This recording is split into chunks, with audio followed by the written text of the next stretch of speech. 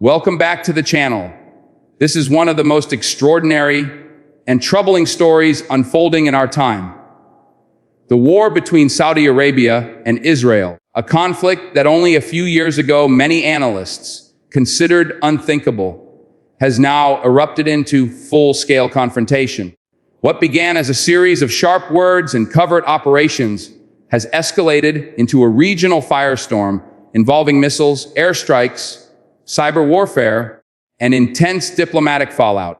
The first sparks of this war were lit months ago when reports surfaced of Israeli surveillance drones being intercepted near Saudi oil fields. Riyadh accused Tel Aviv of deliberate violations of sovereignty, while Israel countered that it was monitoring hostile networks allegedly financed by the Saudis. Within days, the accusations escalated into small but deadly skirmishes in contested waters near the Red Sea. Israeli submarines tracked Saudi patrol ships, while fighter jets scrambled over disputed skies. Each side claimed the other was preparing for a major strike. It did not take long before the conflict crossed a line from shadow operations into open war. The first major strikes were reported near Jeddah when explosions shook the city's outskirts as Saudi anti-air batteries fired interceptors against what they described as Israeli drones targeting fuel facilities. Israel, meanwhile, confirmed it had carried out what it called preemptive defensive strikes on Saudi missile launch sites. The spiral had begun. For civilians, the sudden eruption was shocking.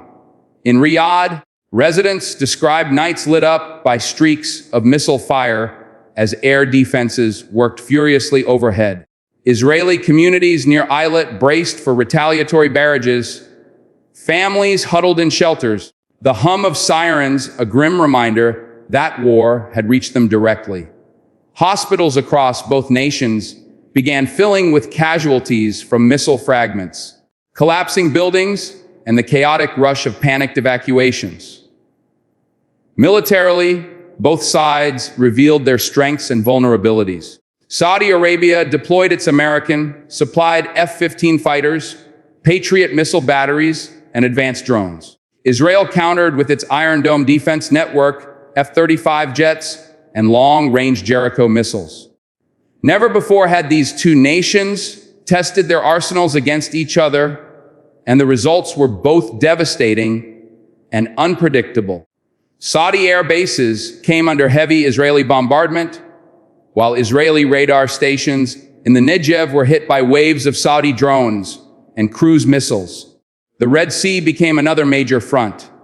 Saudi Arabia deployed naval frigates and missile boats to secure shipping lanes, while Israel positioned submarines and naval aircraft to disrupt Riyadh's trade routes. Maritime insurers panicked, raising premiums and rerouting ships. Global oil prices surged as fears of disruptions through the Bab el-Mandeb Strait and the Suez Canal spread across markets. Europe, Asia, and Africa all felt the ripple effects at gas stations, factories, and food markets. Meanwhile, the cyber domain lit up in parallel with physical strikes. Israeli banks reported massive denial of service attacks. Saudi ministries found their communication systems crippled for hours. Power grids and airport systems across both nations experienced blackouts or delays, evidence of highly sophisticated digital assaults. Experts warned that cyber warfare was now as crucial as bombs and missiles in shaping the battlefield. International reaction was swift and divided. Washington found itself in a bind, with both Israel and Saudi Arabia considered key partners. American officials called for restraint while quietly rushing additional defense systems to protect their own bases in the region. European leaders demanded an immediate ceasefire. Russia and China seized the chance to offer themselves as mediators, though both were suspected of exploiting the chaos to expand influence. The United Nations convened emergency sessions, but bitter divisions among permanent members prevented strong resolutions, leaving the world largely as anxious spectators. On the streets, nationalist fervor surged. Saudi media portrayed the conflict as a defense of the Arab world against Israeli aggression. Israeli channels broadcast images of citizens rallying with flags, demanding victory and security over existential threats. Propaganda hardened public opinion on both sides and reduced political space for compromise. Beyond borders, regional players weighed their options. Iran viewed the chaos with interest. Analysts suggested Tehran might exploit Saudi distraction to expand influence in Yemen or the Gulf. Turkey called for dialogue, but simultaneously boosted its naval presence in the eastern Mediterranean. Jordan and Egypt, both long wary of instability, scrambled to reinforce their borders as thousands of displaced civilians began streaming into refugee camps. The humanitarian toll mounted rapidly. In Saudi Arabia, families fled from coastal cities fearing further bombardment. Schools were shuttered and mosques converted into temporary shelters. In Israel, neighborhoods near the southern desert faced repeated drone swarms, overwhelming even the Iron Dome system. International aid agencies raised alarm that food, medicine, and water supplies were running dangerously low in several areas. Children and the elderly bore the heaviest burden. Stories of individual survival painted the war in human terms. One Saudi mother described fleeing Jeddah with her 3 children after their home was destroyed by falling debris. An Israeli father recounted nights spent underground comforting his young daughter who trembled at every siren. Volunteers across both nations stepped forward to help, but the scale of destruction was overwhelming. As weeks turned into months, neither side achieved decisive victory. Israel carried out precision strikes deep into Saudi territory, hitting radar networks, command centers, and air bases. Riyadh retaliated by targeting Israeli ports, oil facilities, and intelligence hubs. Both sides exaggerated enemy losses and downplayed their own. Analysts observed a grinding stalemate, neither nation able to impose total dominance, both bleeding economically and socially. Global markets felt the squeeze. Fuel prices reached record highs. Airlines rerouted flights around contested airspace. Trade through the Suez slowed as shipping companies feared missile strikes. Insurance costs skyrocketed. Consumers from Europe to Asia faced rising costs in daily life, from heating bills to food imports. Protests erupted in several capitals, demanding stronger international action to stop the war. Diplomatically, several countries attempted mediation. Qatar proposed hosting secret talks. Turkey offered to broker confidence, building steps. Even the African Union called for emergency negotiations. But distrust ran deep. Both Saudi and Israeli leaders framed the war as a test of national survival, making compromise politically dangerous. Religious rhetoric, national pride, and long-standing grievances hardened positions. Inside each country, domestic politics grew more tense. In Saudi Arabia, Crown Prince Mohammed bin Salman framed the war as a defining moment for Arab identity while suppressing dissent and tightening security. In Israel, the government faced angry debates. Opposition leaders questioned the wisdom of fighting an open war without a clear exit strategy. Yet the public still largely rallied behind calls for security and defense despite the mounting toll. The battlefield itself continued evolving. Drones dominated skies with swarms overwhelming defenses. Both nations deployed loitering munitions capable of circling targets before striking. Electronic warfare units jammed communications. Precision-guided missiles hit supply depots and airfields. Urban areas became vulnerable to even small-scale attacks, demonstrating how modern warfare blurred the line between conventional armies and asymmetric tactics.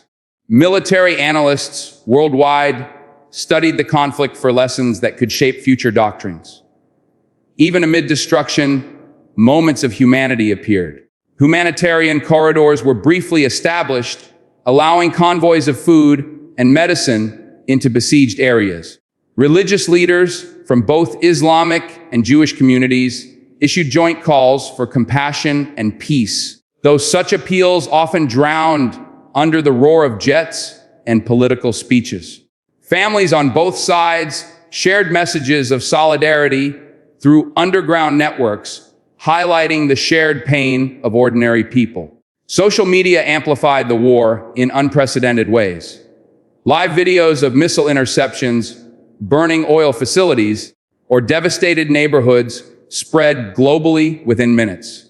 Each side pushed propaganda, but raw images of suffering children, destroyed homes, and desperate refugees cut through spin, making this one of the most intensely documented wars of modern times.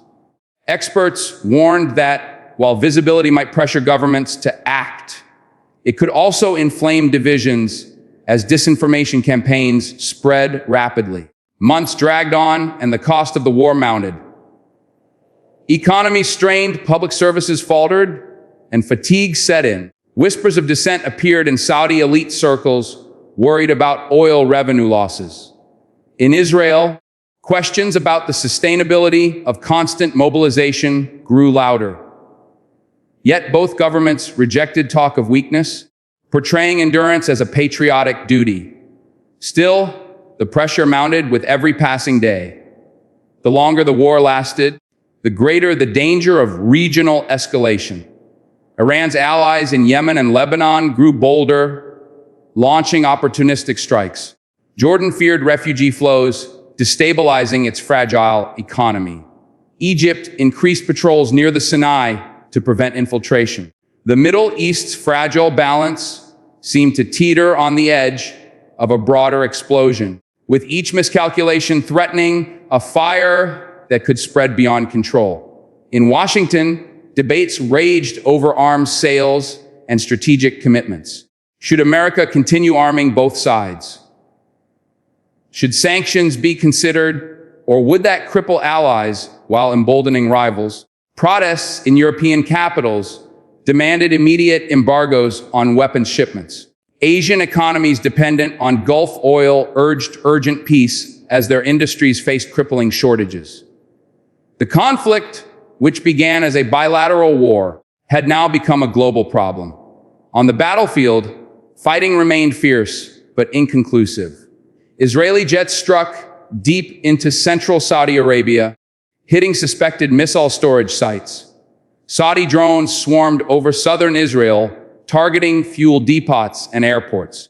Both sides claimed to be inflicting heavy losses, but independent observers suggested both militaries were reaching exhaustion, neither able to sustain indefinite high-intensity conflict without risking collapse. For civilians, resilience mixed with despair. In Riyadh, volunteers organized soup kitchens for displaced families. In Tel Aviv, grassroots groups raised funds for shelter supplies. Refugees in Jordan told stories of walking for days to escape bombardment. International agencies struggled to scale operations. Disease outbreaks loomed in camps as sanitation systems collapsed. The humanitarian crisis was undeniable and growing. Looking ahead, several scenarios emerged. One possibility is a negotiated ceasefire mediated by an external power, perhaps Russia, China, or a coalition of neutral states. Another darker scenario is deeper escalation drawing in Iran, Turkey, or Egypt, turning the bilateral war into a regional conflagration. A third outcome might be prolonged stalemate, dragging on for years, devastating economies and societies without producing victory. What is certain is that the war has already rewritten the geopolitics of the Middle East. Two of America's closest allies are now openly at war. Energy markets are in chaos. Refugee crises are mounting. Global security is threatened in ways not seen since the Gulf War or even earlier conflicts. This war will leave scars that last generations, regardless of how or when it ends. As of tonight, the war continues. Skies over the desert still streak with fire. Ships still patrol contested waters. Cyber networks still brace for attack. Families still flee the bombs. Leaders still speak of victory and pride. But the people carry the weight of suffering. The world waits for a breakthrough, for diplomacy, for reason to prevail over destruction. This has been a deep look into the ongoing Saudi-Israel war, a conflict that has already reshaped history and will continue to affect lives across the world in the days, months, and perhaps years to come. We will keep following the developments as they unfold, so stay tuned for further updates. And as always, come back to the channel and subscribe to the channel.